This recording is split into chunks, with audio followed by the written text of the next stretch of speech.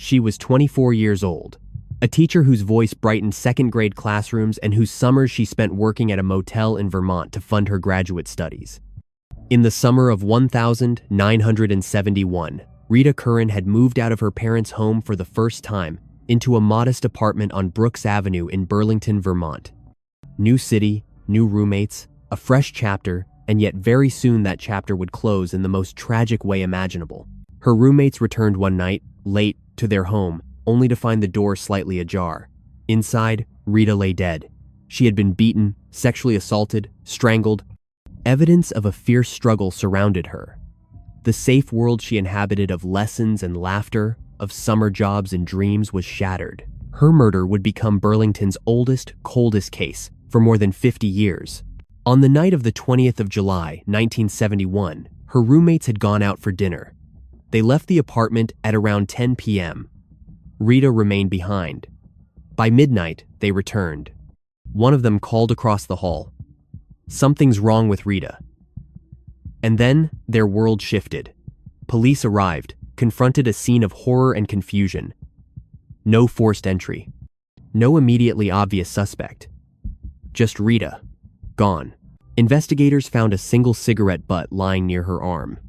They found Rita's torn housecoat, the evidence of her fight for her life. They collected statements from neighbors, searched the building, interviewed everyone. Among the first people questioned were the residents 2 floors above Rita's, William DeRoos and his wife. At the time, he said he was home with his wife all night, that they heard nothing, saw nothing. The police believed him, but lacked proof. The case went cold. As years passed, the community never forgot. Rita's parents and sibling held on to hope, but the seasons turned, lives moved on, the silence grew heavy. Many times, the investigation looped back to the infamous name of Ted Bundy because the motel where Rita worked was near his birthplace, because some means seemed similar, but the link was never firm. Bundy himself denied involvement. The theory faded. What remained was that single cigarette butt, preserved evidence, waiting. In 2014, detectives sent the physical evidence to a DNA lab. The results revealed a DNA profile, but at the time, it matched no one in the criminal databases. The trail remained cold. But the investigation never truly died. Burlington police kept the case alive. The baton passed from one generation of detectives to the next. The apartment building aged. Rita's memory persisted. Then, in 2019, a renewed team treated the case as if it had just been committed. They brought in genetic genealogy experts, the kind of science that links unknown DNA to distant relatives via public genealogy databases. They re-interviewed witnesses, re-examined the building, reopened the timeline. They focused on the cigarette butt again. They focused on the upstairs apartment. They focused on that unanswered question. Who smoked the cigarette? Who walked out the door after the roommates left for dinner? Who returned unnoticed while Rita, not yet asleep, was still alive? The results were sensational. Investigators found that the cigarette DNA matched relatives of William DeRoos. Further analysis matched the DNA on Rita's housecoat to the same profile. Detectives concluded that DeRoos, who lived above Rita in the same building, was responsible for her murder. He had left the apartment that night. The argument he had with his wife gave him a window of opportunity. His wife's early statement that, "We were here all night," later proved false. He had instructed her to lie because he had a criminal record, and they feared suspicion. DeRoos died in 1986 of a drug overdose in San Francisco. Because of his death, justice in a conventional sense could not be served. No trial, no conviction, no sentencing. But the truth was delivered. In February 2023, Burlington police officially announced that after more than 50 years, the case was solved. "We are all confident that William DeRoos is responsible for the aggravated murder of Rita Curran," said Lieutenant Jim Trieb. The case closed. A chapter written. A victim finally named a perpetrator. For Rita's family, the announcement brought both relief and sorrow. Relief that they finally had an answer. Sorrow because the person responsible could never be held accountable. Rita's father and mother died without knowing. At the press conference, her brother said he thought not about the man who did it, but about Rita and his parents and what they went through. The grief of 5 decades cannot be rewound, but in that moment they felt the tight loop loosen. In the telling of this story, we see the ordinary and the tragic collide. Rita had just begun her adult life teaching children, furthering her education, living in Burlington. It was supposed to be safe. She trusted her home, her roommates, her building. The killer walked across the hallway, unseen, and stole everything. The case shows how violent anonymity can hide in plain sight. It shows how one preserved piece of evidence, a cigarette butt, can outlast memory, outlast fear, outlast decades. It shows how science, once a minor tool, became the backbone of resolution. It shows time as both enemy and ally. Time blurred witness memories. Time moved buildings and apartments from 1971 to 2021. But time also gave us genetic databases, public genealogy, DNA sequencing that once seemed fanciful. Time changed what was unsolvable into something solvable.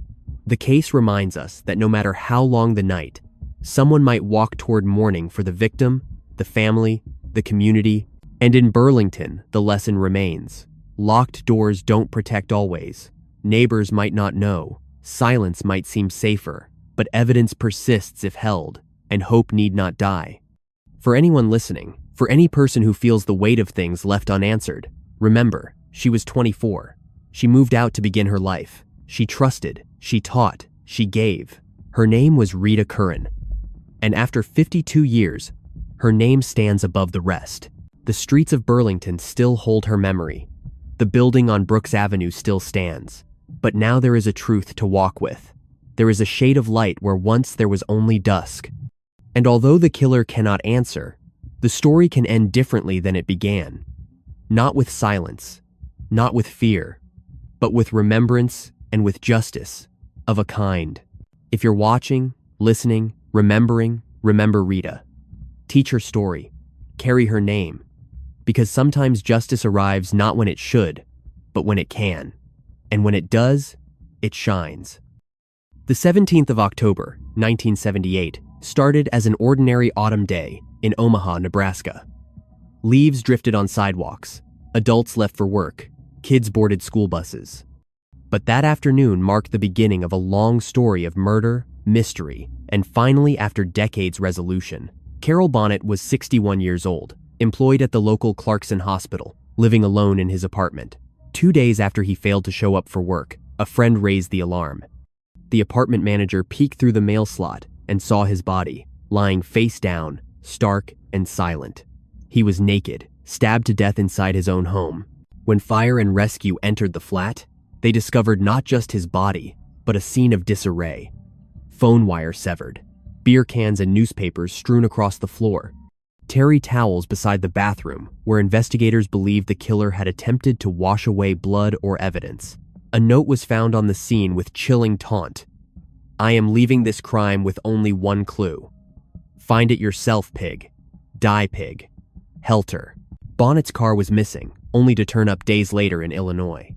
Everything suggested more than a burglary gone wrong. This was carefully staged, cruel, deliberate. From day one, the investigation faced hurdles. There were latent palm prints, fingerprints collected from the bathroom where the killer had clearly tried to clean up. Prints found on the car, the door frames, the stolen vehicle. But the technology of the time gave no match. These prints were compared against local and state files, but nothing showed up. The case went cold. Years passed, leads dried, witnesses drifted away. For the family of Carol Bonnet, the months turned to years, and the silence settled heavy. Then came the turning point. Around 2008, 2009, the case was reopened by the Omaha Police Department Cold Case Unit. Latent prints from the original scene were resubmitted into the newly matured Federal Fingerprint Database System, known as IAFIS, Integrated Automated Fingerprint Identification System, a system not available in 1978. In less than 5 hours, a positive lead emerged. A man named Jerry Watson, serving time in an Illinois prison on burglary charges. He lived only a few blocks from where Bonnet's car had been dumped. This breakthrough was a testament to patience, preservation of evidence, and the quiet accumulation of forensic power. Once Watson was identified through prints, investigators obtained his DNA and matched it to crime scene evidence. They linked palm prints, fingerprint hits, and biometric data to Watson with enough strength to charge him. On the 15th of November 2010, Watson was formally charged with the 1,978 murder of Carol Bonnet more than 30 years after the killing. The trial followed, culminating in a conviction in August 2011 for first-degree murder and use of a deadly weapon in the commission of a felony. On the 17th of October 2011, exactly 33 years to the day after Bonnet's body had been discovered, Watson was sentenced to life in prison. This case stands out not just for its violent act, but for the lessons it offers on time, evidence, and justice. The fact that Watson could be held accountable 3 decades later speaks to the importance of preserving crime scene materials, of cold case units, refusing to let nothing become invisible. It speaks to the possibility that even when memory fades and witnesses pass away, the silent archival trace of a fingerprint or palm print remains. That trace is a sliver of truth waiting for a moment of recognition. For the victim, Carol Bonnet, a man who showed up to work one day and didn't the next, the story is bittersweet. He never saw the resolution. He never watched a courtroom verdict. But in the end, the lamps of justice flickered back on in his name. For his friends, family, and his community in Omaha, the conviction brought a measure of closure. They could say his case wasn't forgotten, that someone did the work, that his death meant something. The scene itself remains vivid in the record. A tidy apartment turned inside out, a flat alone, a severed phone line, a stolen car crossing state lines. The killer assumed anonymity and escape, but he left prints. He left the note. He left the car. He left a ledger of clues no one closed until years later. From a storytelling perspective, this case is ripe. A normal man, a brutal act, a decades-old wound, reopened by forensic innovation. You can feel the passage of time in every cutaway. The waiting family, the fading newspaper clippings, the cold file, the upgraded database, the fingerprint hit at 2 a.m., the arrest. It's a rhythm of menace, patience, and scientific redemption. But it is also a reflection of imperfection. Because even though Watson was convicted, many questions remain. Why did he target Bonnet? Was there personal acquaintance? Did Watson share the apartment building? Did Bonnet let him in? Was the taunting note genuine or stagecraft? What motive lay beneath the surfaces of that disarray? Some of these may be forever buried amid missing records and lost memories. But the core is settled. Carol Bonnet was murdered.